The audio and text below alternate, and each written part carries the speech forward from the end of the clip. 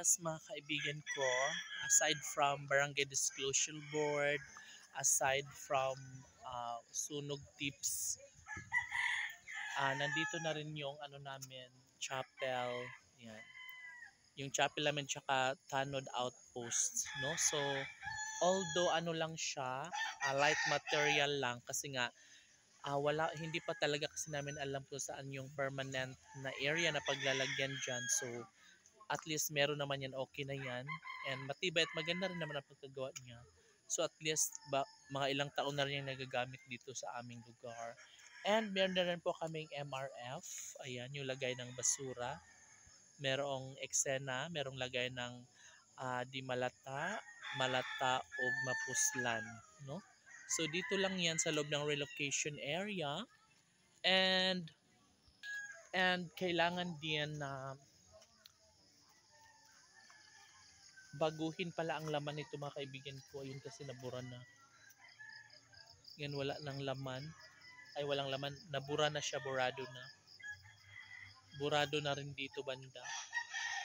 So by next day, papalitan na namin yan.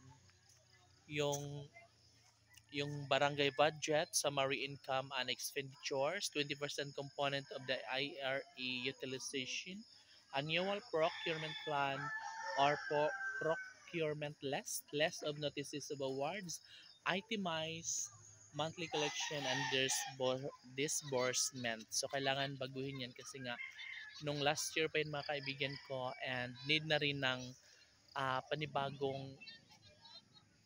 panibago at malinaw na kopya ng mga display dito para at least mabasa ng ating mga kabarangay ng mga residente dito.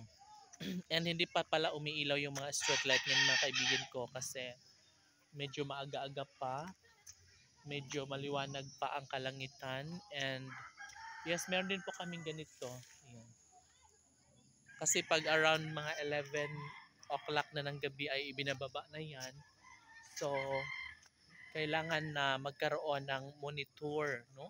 Monitoring sa mga papasok, sa mga lalabas, and kailangan na ilista dahil sa panahon ngayon, kailangan na magsiguro, kailangan na gawin ang lahat para mas safe, hindi lamang ang sarili natin, kundi para sa buong residente ng Barangay Cantagnos Relocation Site. O, diba? So ito yung temporary Tanod Outpost namin.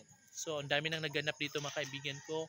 Dito ginaganap ang lahat ng mga meetings, seminars, and kung ano-ano pa. And dito na rin yung Katarungan Pambarangay Office or Lopon Office. So, diba? Bye!